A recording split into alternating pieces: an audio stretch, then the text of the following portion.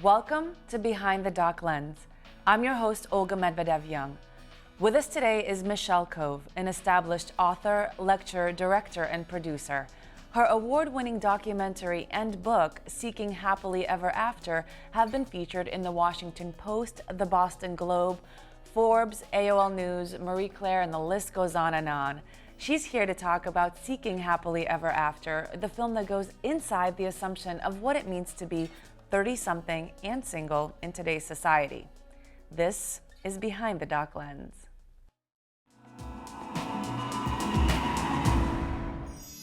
Happily Ever After was married before 30, 2 kids in the backyard. The name of my ideal husband was Robert. The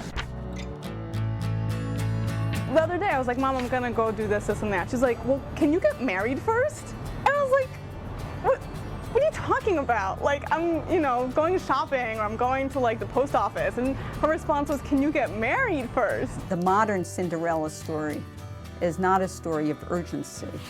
I was engaged twice to really great guys, and I could not do it. You are not dateless, desperate, loser girl if you are not married. I don't have a problem with spending $1,000 on a plane ticket and going off to someplace new. I think we have to be feminists and we have to be independent, and that's fine, but I think you can be independent and need a man. If you had 5 things to sustain yourself. Oh, this is easy. Popcorn? I don't eat popcorn, all right. Okay. What is your favorite color and why? Do you want to hear my one awkward bathhouse story? Sure. Everybody has one. I feel like we were given one script in life, and it makes people feel odd if they don't get married. I had a conversation with my mom about it. She said, I can't tell you how happy I am that you're not married because you did everything right, and I want you to get married when you are the best version of yourself, which I think is the nicest thing a mother could ever say. I'm here with documentary filmmaker Michelle Cove. Michelle, thank you so much for joining us today. My pleasure. Welcome. Thank you. So what is the search for happily ever after? Oh, that is a good question that would take years to explain. I think that what I learned from doing this documentary is we have been so ingrained since about the age of 6 with Disney to think that there's one happily ever after. And this film is really an exploration of all the many versions of happily ever after that we've neglected all this time. So you start the film with these little girls talking about happily ever after and princesses and princes and dresses. And why did you decide to go in that direction? Because I think that's where it all starts. I mean, the truth is when you look what the programming is for girls and what they're watching, there are so many versions of the Disney films. And I think the Disney princess mania, if anything, has just become so much more over the top than it was, even when I was a girl. And all of the answers are find the prince, find the prince. That's the happy moment when they come together and everything is perfect and it stops right there. And when I started asking what else is out there for girls, what are the other versions of happy, there's Dora, right, who you have as this explorer who's having fun, and that's kind of it. I'm waiting for many more Doras. That's pretty much it. Yeah. It's true if you think about it. Yeah. And she's pretty independent. I mean, she's out there exploring the world.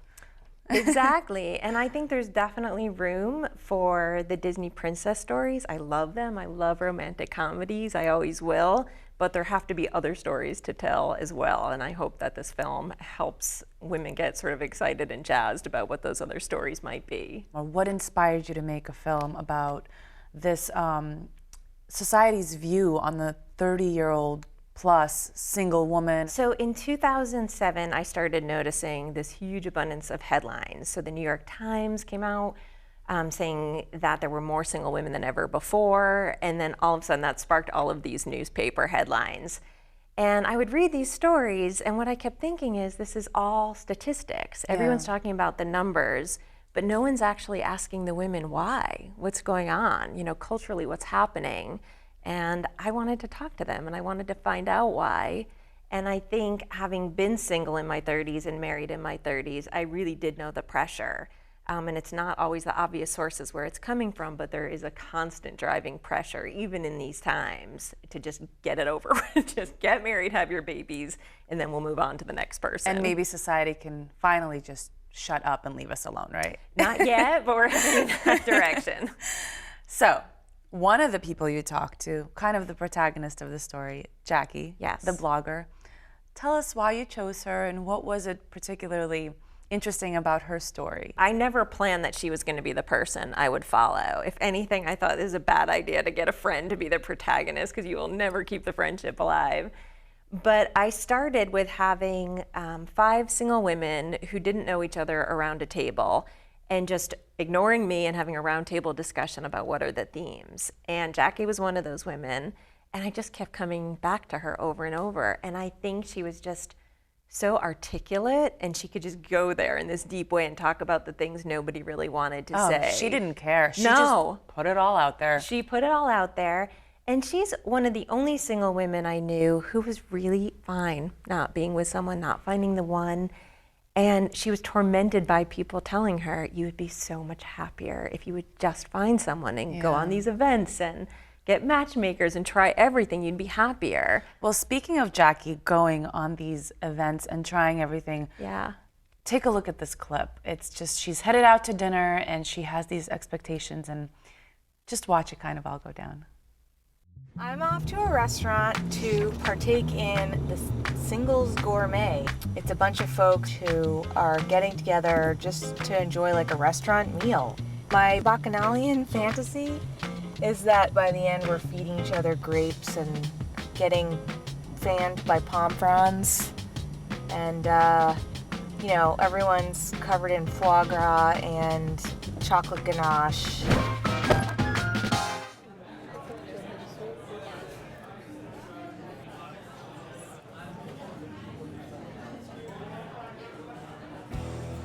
This activity was made up of things that I really am interested in doing. So I thought at least there would be kindred spirits there. And there were, they just happened to be my grandparents' age. There's a very long list of things I would rather be doing tonight. Bleaching my mustache, watching Murder, She Wrote, doing my taxes. That was depressing. I'm hitting the sack by myself.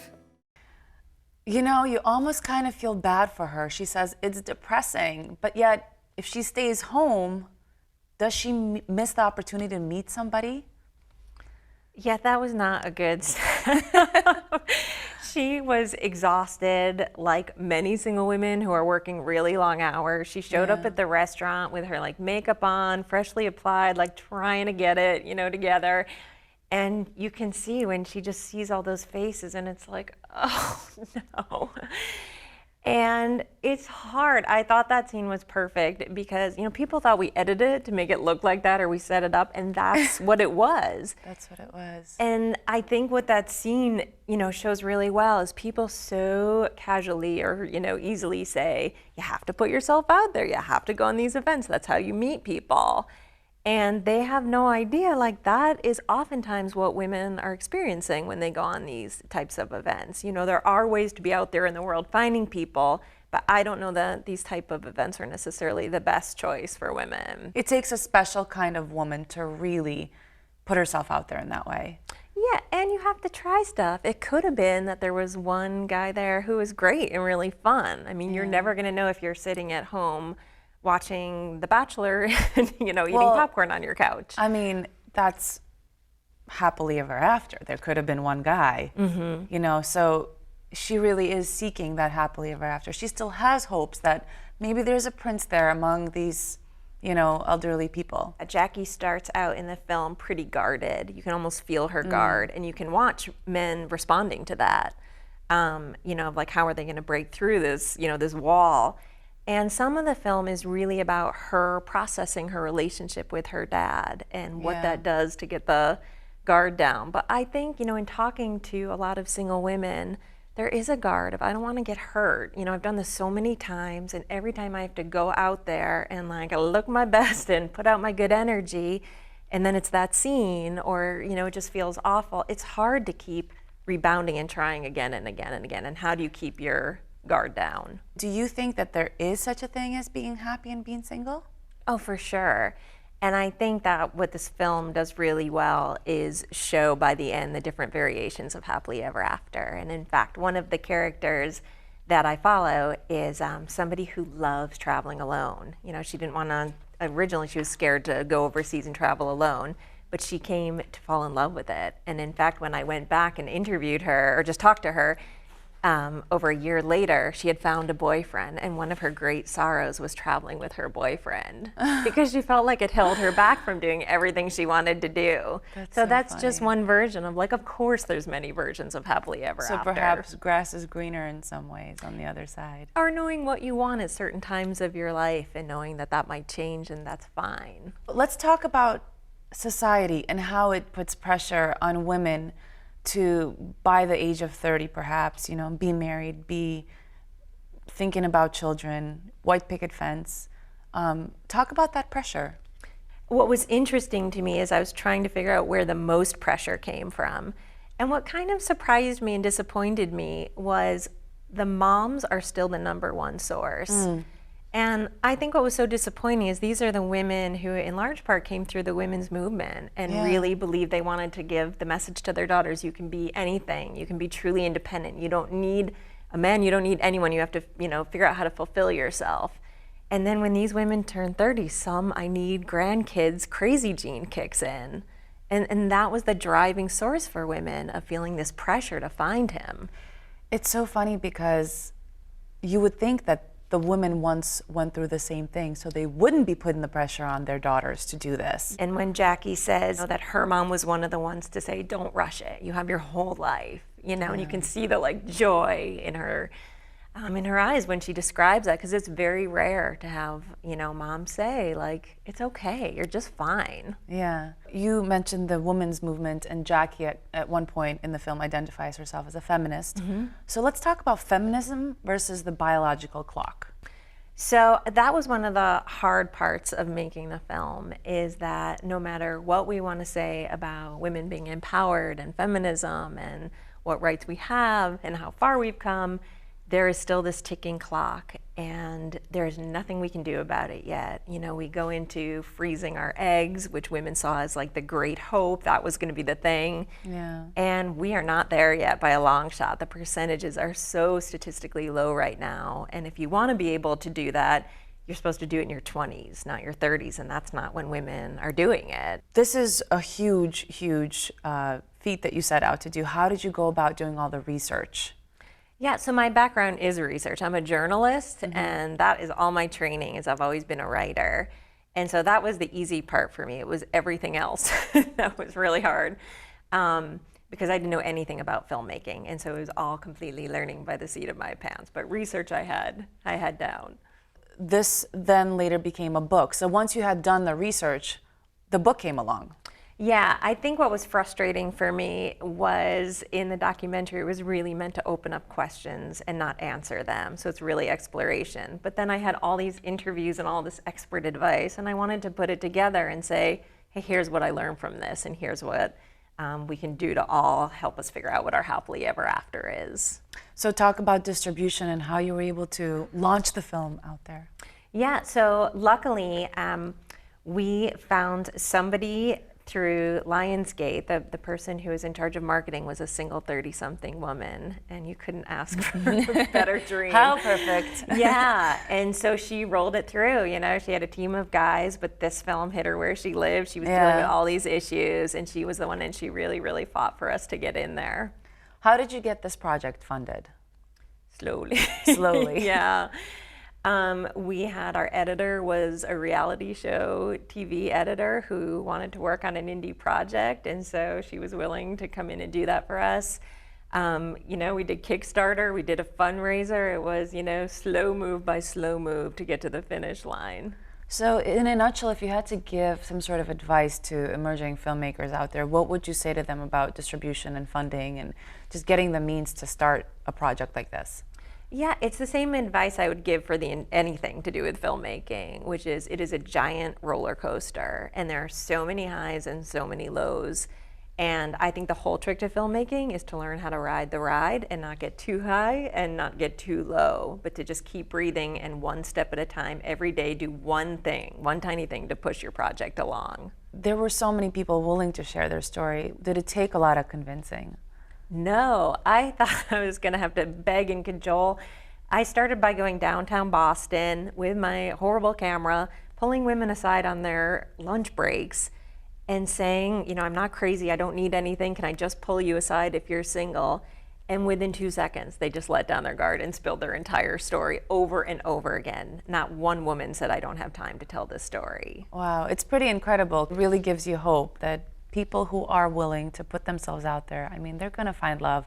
And guys too, there's men out there. For sure. Talk about the men. I know, I really changed my tune. I really thought men had it so easy, and why do we even have to hear their sob stories?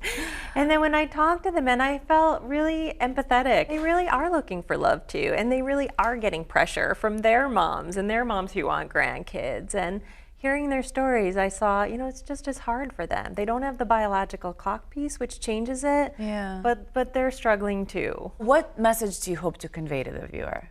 My biggest dream is that people walk away from the film and take time out of their life, whether it's 10 minutes or 20 minutes or days or weeks, and ask yourself right now at this moment in time, what is my happiness? Do I have it? And what do I need to get there? And you don't necessarily need to have love to be completely happy with yourself. No, it's different for everyone, and it'll be changing throughout your entire life, and you should keep coming back to that question and keep checking in. It's supposed to change. Yeah. Is there a happy ending to this story? I think so. I think if we get there, that everybody's evaluating their own and learning to tune out all the noise out there and all the pressure, that to me is the happy ending. What's next for this film? Yeah, so we just renegotiated with Lionsgate for international distribution, so hopefully it'll start going around the world. And we heard from a lot of women in Korea, Australia, England. This is not a US story, so that's our next goal, is to get it out there. Well, Michelle, I have to thank you so much for joining us and sharing this film with us. It was absolutely insightful. Thank you so much for joining us on Behind the Doc Lens. I'm Olga Medvedev-Young. We'll see you next time.